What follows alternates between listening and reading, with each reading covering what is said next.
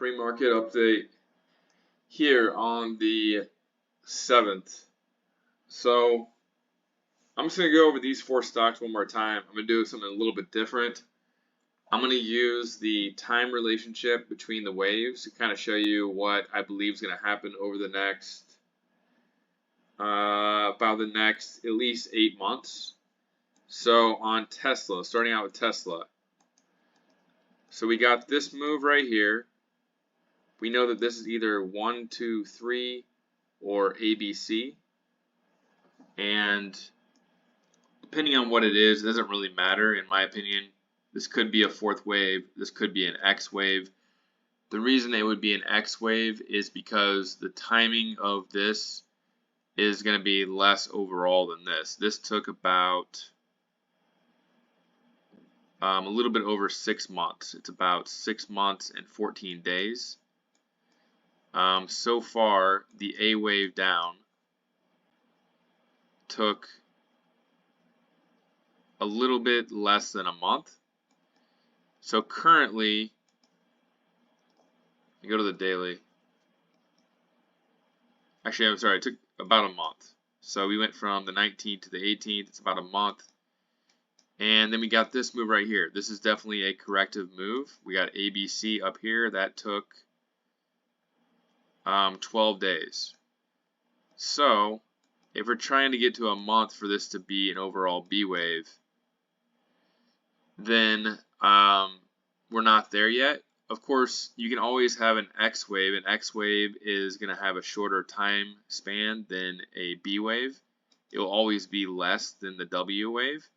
So yeah, this could be an X wave, but then if you're going to get a Y wave down, you'd want to see an impulsive move.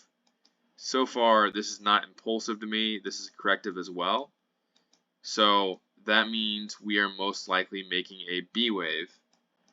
So if this took 12 days, I would expect the next 12 days to make the low for the overall B wave. And right now we are trending down pre-market. And so this might be wave 1 right here of a C wave. And if I keep on going down in depth on the smaller time frames, then it can get really complicated because then I'm analyzing it down to the smallest time frame. So I'm not going to do that on this video, but basically I have this as A, B, looking for a C wave down here. So 12 days from the 30th is around the 11th. So I'm kind of looking for this over the next 3 or 4 days. Down here to 236 to 239. Potentially a little bit lower. The 1.61 fib is down here at 231, but there is a demand zone right here. And then that would be 24 days total. And that would complete the overall corrective B wave. So we have corrective move, and then I'd be looking for the C wave to complete up here, fill this gap sometime in late September. That would be about 12 days as well, so that would take us to like September 23rd. And then you have about the same time length. This takes about a month, this takes about a month, fills the gap. And then from there, you'd get a C wave down here that would take about a month, probably all the way down here to 200. And then the whole thing, since this part is smaller in time length than this, would make this an X wave. So we have W, X, and the whole thing would be finished end of October. That would make this about basically 10 months. And so then I would be looking for the next wave to probably end sometime between March and May of 2024. If you take the 1.61 fib,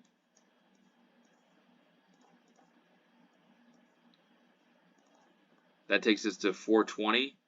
That would be the farthest a Y wave could go.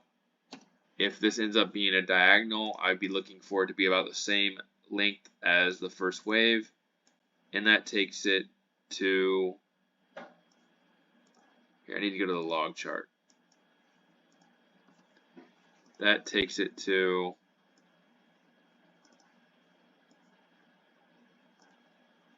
about 436. So really just looking for like 400 to 436 sometime in the spring. And then that would either complete the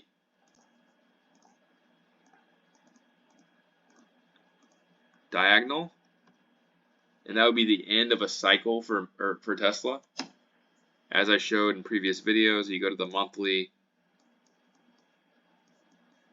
that would complete 5 waves. This is the 5th wave of the 5th wave.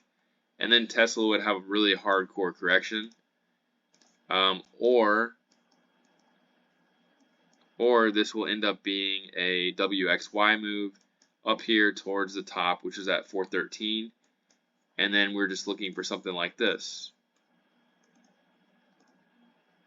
Down here. And then again, you can take the time length of the AB wave. So this takes November to January. That is about 14 months. What is 14 months from January 2023? March of 2024. Same time length. Then you're probably going to get a C wave that takes about into 2025 sometime. So you can see how the time length actually gives you a pretty good prediction of when a stock can top, when it can hit lows, etc. So I don't know if this is going to be the all-time high finish of a cycle, or if it's going to end up being the B wave, and we come down here and make another low, and then we go to new highs. So that's just an illustration on Tesla. Basically, I'm looking for a low short term over the next couple of days. Then I'm looking for a high to fill the gap at 290 in late September, and then a low in late October around 200, and then all-time highs in the spring. So I'm not really worried about this move, but this is an opportunity, in my opinion, to short this.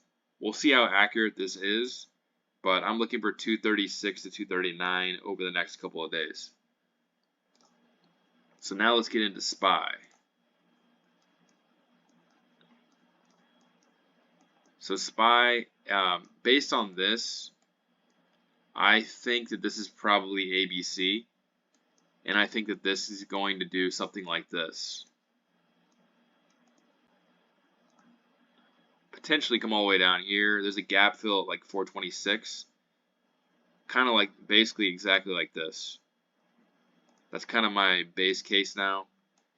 And if that happens, then this would just be 4th wave, and we get a 5th wave higher into the spring. So on SPY, I'm looking for short term like low 440s, maybe 439. It's at 444 right now. So it'll just be a little bit more down over the next couple of days. And then short term looking for something like this, and then a move down.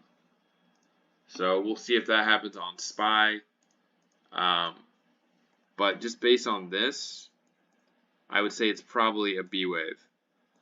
So again, A, B, and then C wave down.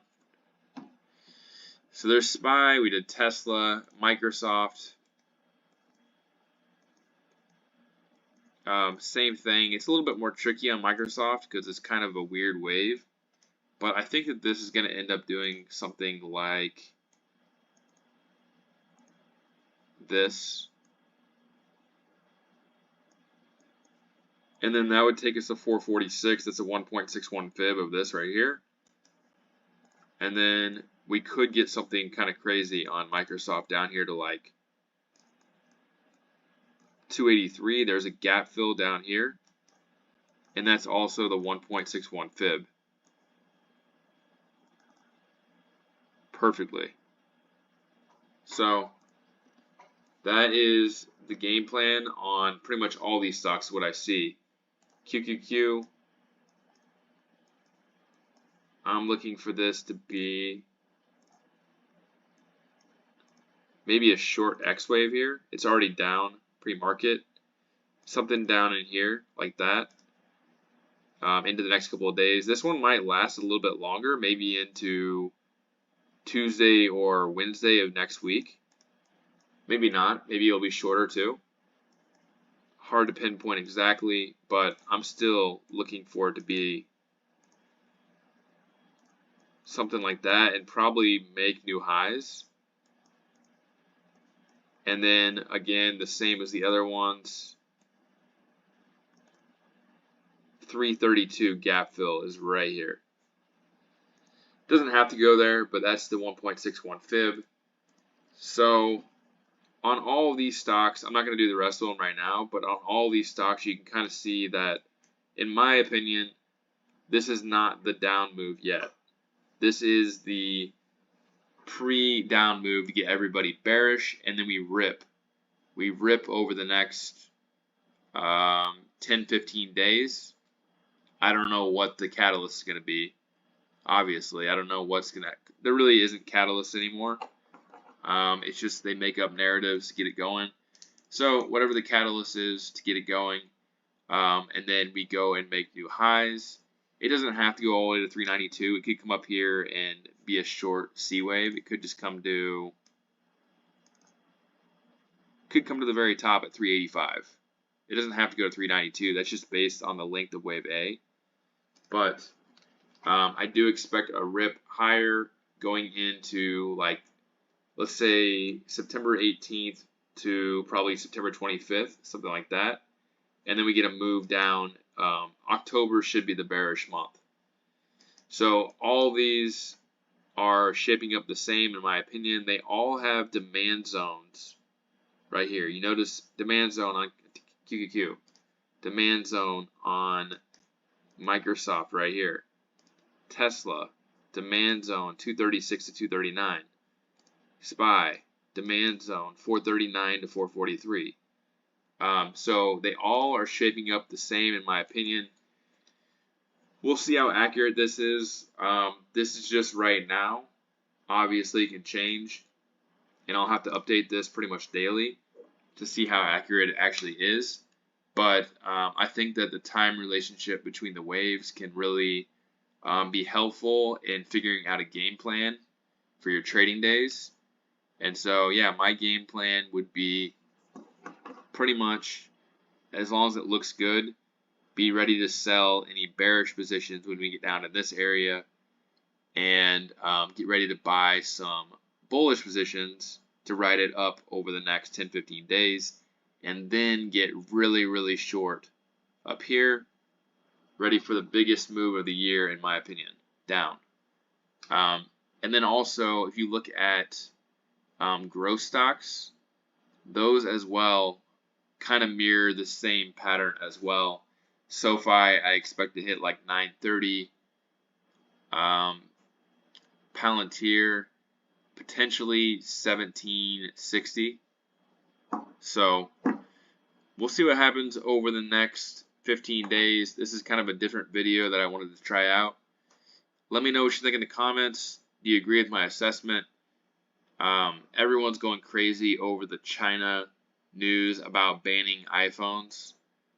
But again, the news is not going to make you money. You have to follow the price action. This is what I see for now.